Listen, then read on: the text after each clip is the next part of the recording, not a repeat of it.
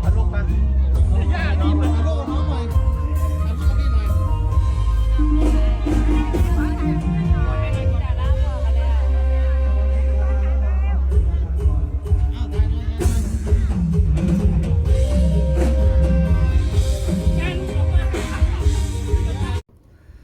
มือคืนนี้ทิดาลาวได้พบกับเอื้อยอาอายแต่น่าเสียดายบ่ได้ขึ้นเวทีร่วมกันมันเป็นพออีหยังคลิปนี้มีคำตอบ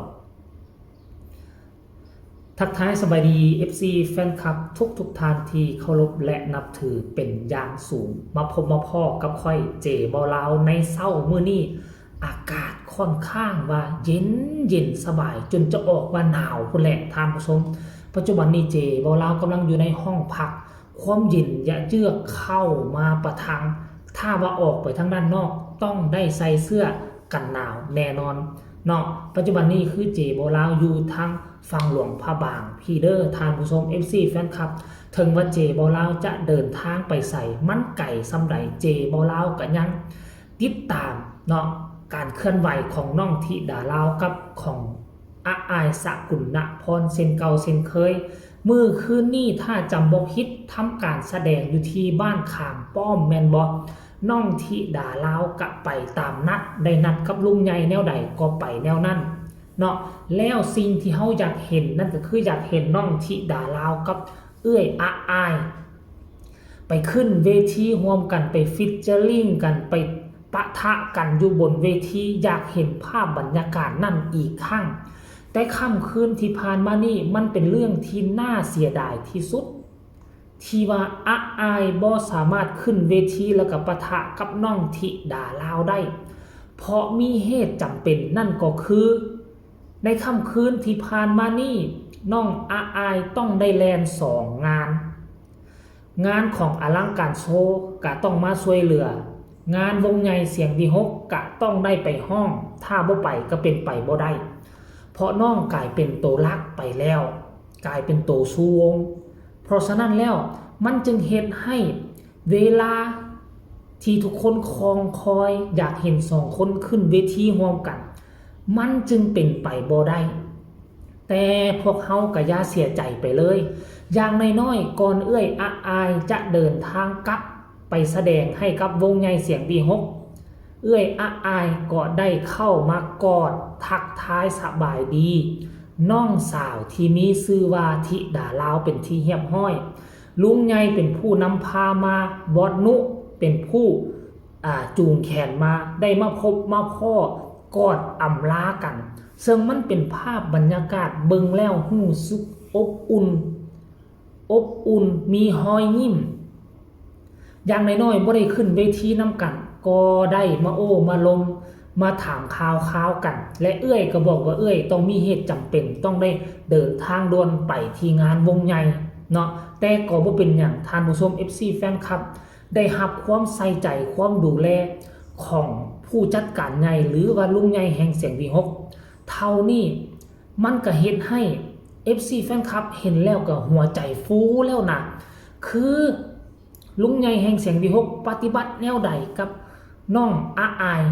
ลุงใหญ่ก็ปฏิบัติแนวนั้นกับน้องธิดาลาว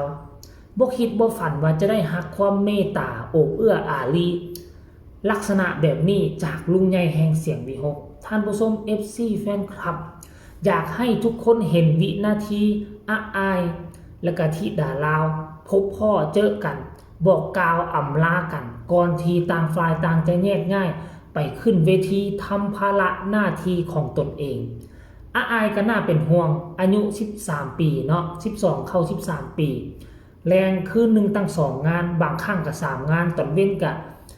รถแห่ตอนกลางคืนกับทั้ง2วงลักษณะแบบนี้นะแต่น้องก็สู้ธิดาลาวก็เอามาเป็นแบบอย่างที่ดีในการดำรงชีวิตในแวดวงการหมอลำให้ทุกคนไปชมคลิปนี้เราจึงมาพบกันในช่วงต่อไปไปชมพร้อมๆกันเลยเอาลูกมาย่าดีมาลูกน้องหน่อยเอาลูกพี่หน่อย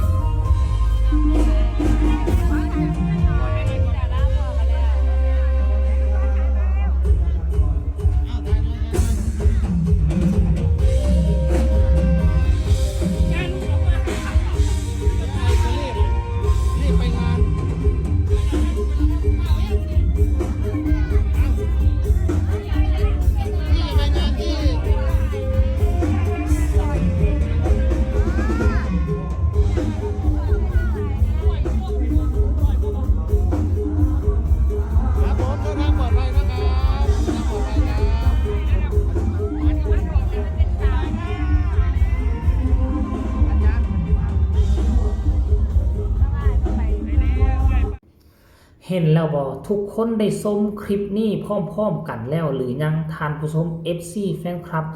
อันนี้คือการเคลื่อนไหวล่าสุดของเอื้อยน้องคู่นี้ท่านผู้ชม FC แฟนคลับเป็นตาฮักเป็นตาแพงทั้งสองคนทั้งน้องธิดาลาวกะใส่สุดผ้าสิ้นใส่ผ้าเบียงหรือว่าผ้าสบายแบบสไตล์ลาวๆสไตล์อีสานบ้านเฮาส่วนน้องอาอายส่วนเอื้อยอาอายกะใส่สุดหมอลอกหมอลำเป็นสุดเพชรเป็นตาฮักเป็นตาแพงสุดสีฟ้าแต่งหน้าแต่งตากะคมหน้าทางดังคมท่านผู้ชมหน้าฮักคนละแบบเนาะแล้วก็หวังว่าจะมีงานหน้าได้พบพ่อกันอีกแล้วจะมีเวลาหลายกว่านี้ให้สองเอ้ยน้องจับแขนกันเดินขึ้นบนเวทีมันคงจะเป็นภาพที่ดีหลายกว่านี้เดี๋ยวเจบ่เล่าสิไปอ่านเบิ่งคำคิดคำเห็นหลังจาก FC แฟนคลับทั้งสองคนได้มาเห็นภาพประวัติศาสตร์ตัวนี้แล้วข้าเจ้ามีคำคิดคำเห็นคือแนวใดเดี๋ยวเจบ่เล่าขออ่านจัก 2-3 คำกันแล้วกันเด้อคนนี้บอกว่าน้องอายได้เป็นเอื้อยแล้วว่าซั่นเด้มีน้องสาวที่ล่ำมวนคือเลยว่าซั่นเก่งมากทั้งสองคนคนนี้บอกว่าน่ารักทั้งเอื้อยกับน้องเลยจ้าว่าซั่นมาบ้านโคกสีเรื่องบ่จ้าว่าซั่นคนนี้บอกว่าเป็นโมเมนต์ที่น่าฮักมากที่พี่อายกับน้องธิดาน้อยมาเจอกัน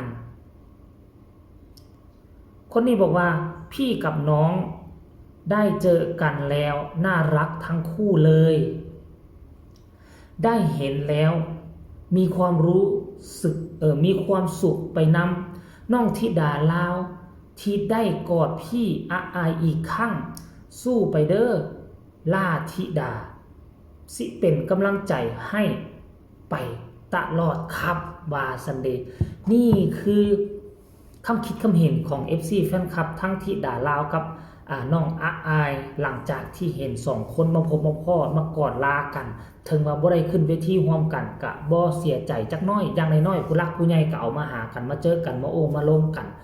ท่านผู้ชม FC แฟนคลับคลิปนี้เจบ่ลาวก็น่าจะฝากฝังเอาไว้ส่ำนี้ฝากทุกคนกดไลค์กดแชร์กดติดตามให้แน่เพื่อจะบ่พลาดในคลิปต่อไป